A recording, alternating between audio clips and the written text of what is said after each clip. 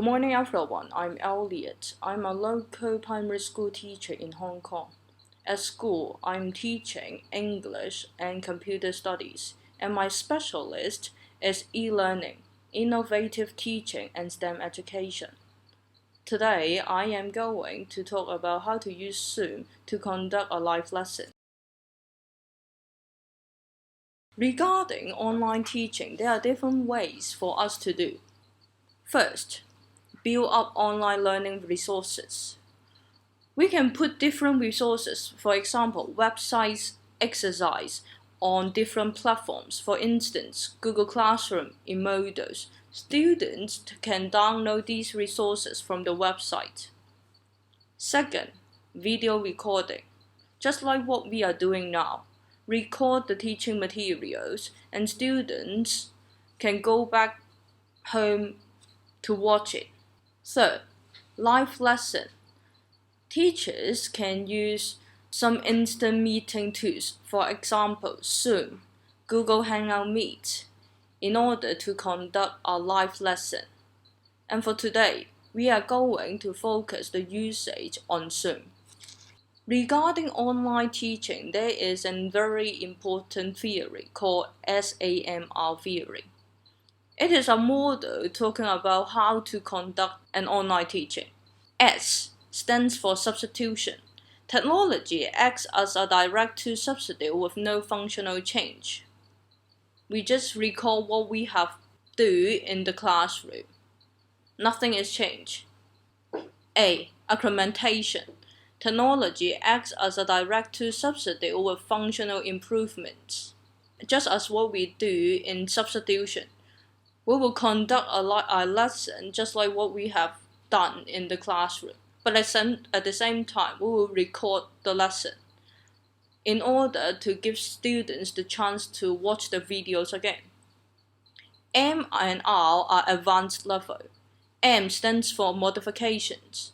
Technology allows significant task redesign. Teachers can redesign the tasks in order to add some more interactive activities for students to do in the live lesson. Lesson will be more interesting.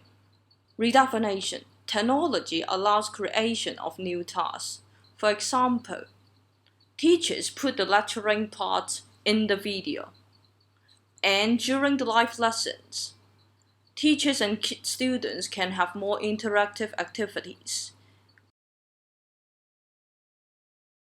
In this section, I'm going to transform the interactive activities in the classroom into Zoom. First of all, questioning. Questioning is one of the most important techniques in the classroom. In Zoom, we can still do questionings with students. Level 1. Teachers ask questions, and students can just raise their hands in front of the cameras. This is one of the easiest ways for students to handle, because students can just do actions in front of the cameras. However, using such ways allows fewer students to join these interactive activities, because it is impossible for us to ask all the students in the classroom to answer the same questions. Level 2. Teachers still conduct their questions, and students can use some small tools in order to respond to the questions. More students can be joined in these activities. What the students do is they show some memo papers, colored papers, or even actions in front of the cameras. However, using such way, students must have a camera for their electronic devices. But in the reality, some of the students may not have a camera for their electronic devices. And the second point is, students need to use actions and words in order to express their answers. Some higher level questions may not be able for us to ask to, as it is not possible for students to write a paragraph in order to answer open-end questions. It is not possible for teachers to read to. So there will be level 3. teachers ask questions and students use some electronic devices to answer. For example, on Zoom, there is a function called chat room. Students can answer their questions in the chat room. For example, we just click chat and students can type the answer and send it to us.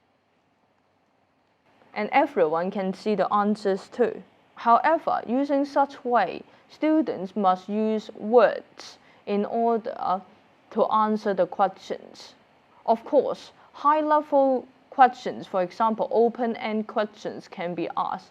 But at the same time, for some students with less ability on writing, they may not be able to answer the questions easily. Level 4. Teachers still conduct some questions, and students are being asked to use some platform to answer. For example, Kahoot, Google Forms. Using Kahoot and Google Forms can make the activities more fun because students may act like playing a game. But at the same time, students are required to use 2 different platforms. And there will be problems for students who are using mobile phones or tablets because they need to switch from Zoom to Kahoot or from Zoom to Google Classroom. And for students who are in lower levels, for example, primary 1 to 3, they may not be able to use such ways because they do not have enough IT skills. Of course, using Kahoot and Google Classroom, more students can be conducted in this activity, and the interactive level will be raising up too.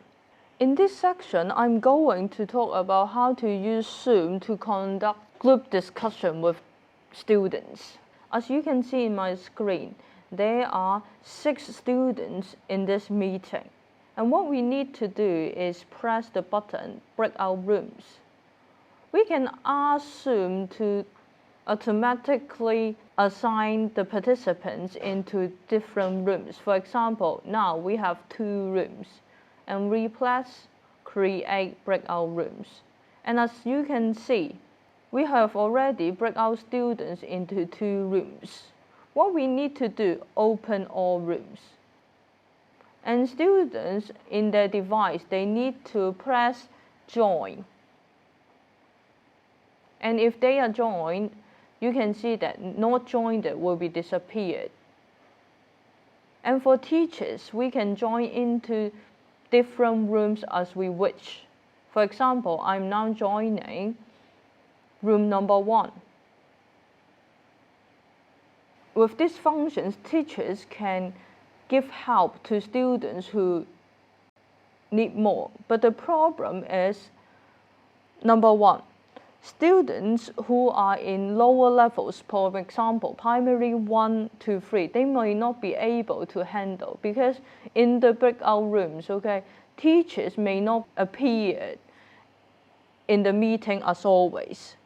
Second, if there are too many groups, teachers may not be able to support all the groups. Therefore, I will give you an alternative. Divide students into groups and at the same time in different time slots. We can conduct group discussions with students in different time slots. For example, group number 1, 9 to 9:30, and the second group, 9:30 to 10.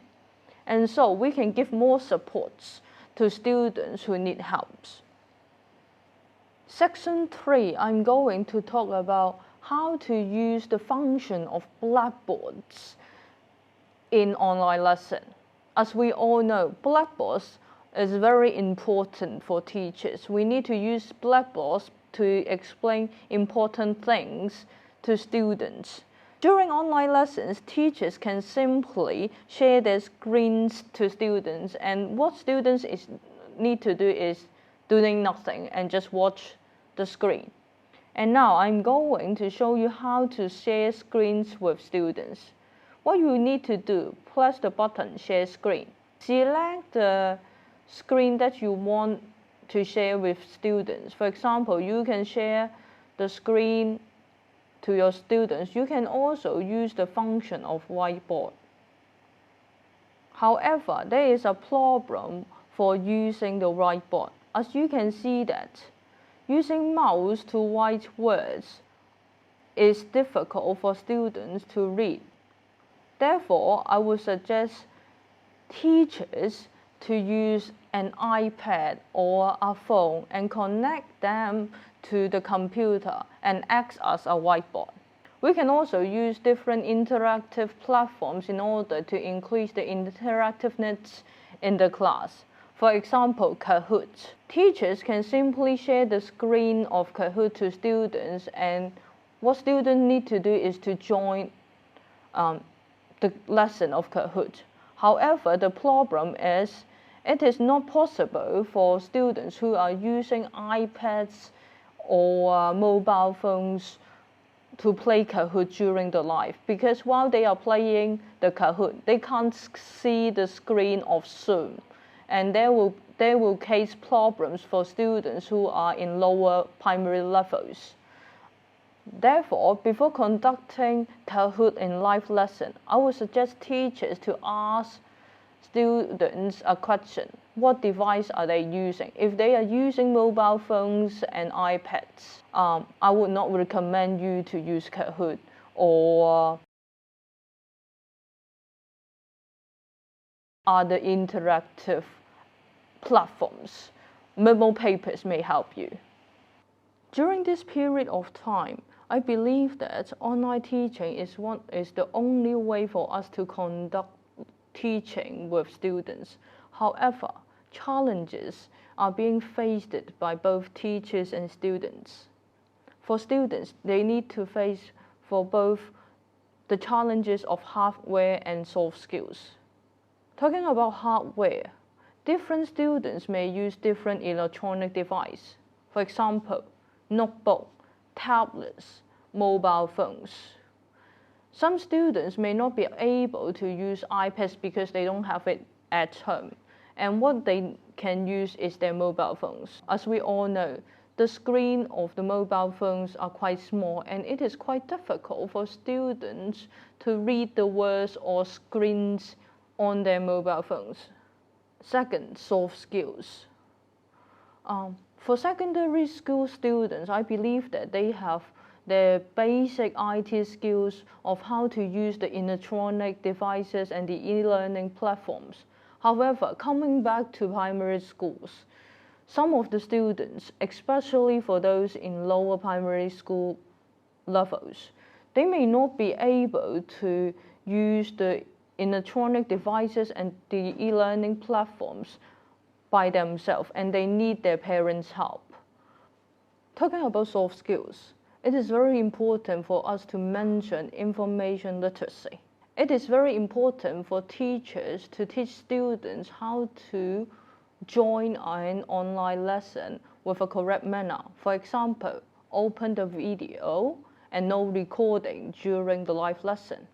Challenges are faced not only for students but also for teachers. I believe that some teachers in Hong Kong are also facing the problem of hardwares, their electronic devices. They may not have enough devices at home in order to support their online teaching. As conducting an online lesson, especially for a live lesson, we must have a strong bandwidth at home. Some of the teachers may not have, and they may need to go to school. For soft skills, basic IT skills are needed. As you can see in the previous sections, we need to swap from platforms to platforms or devices to devices. Therefore, essential IT skills are needed.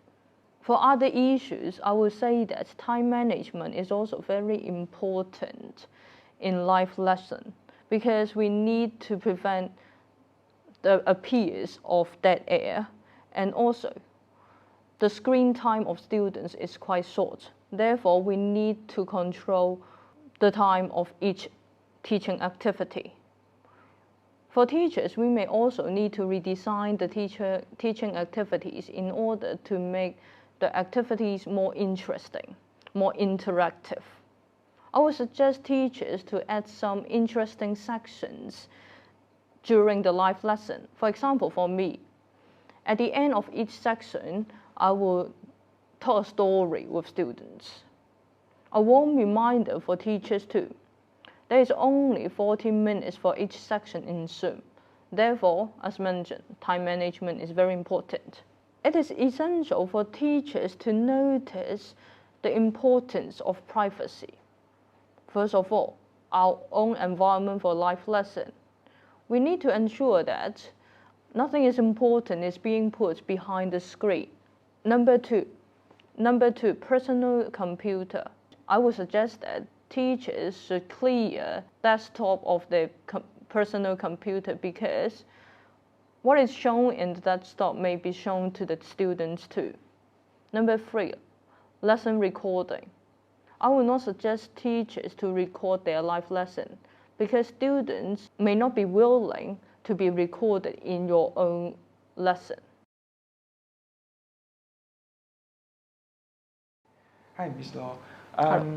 May I ask you some question? What is the greatest challenge when you are preparing an online lesson for your students? Okay, for me, I do think it's the time management. As we all know, during the normal school days, we will have at least 1 hour when we are conducting an English lesson.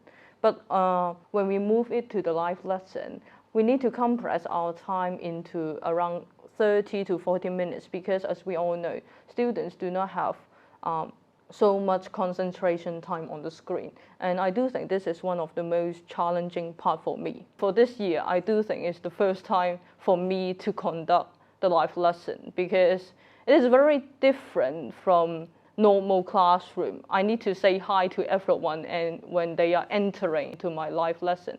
And although it is difficult, it is very special.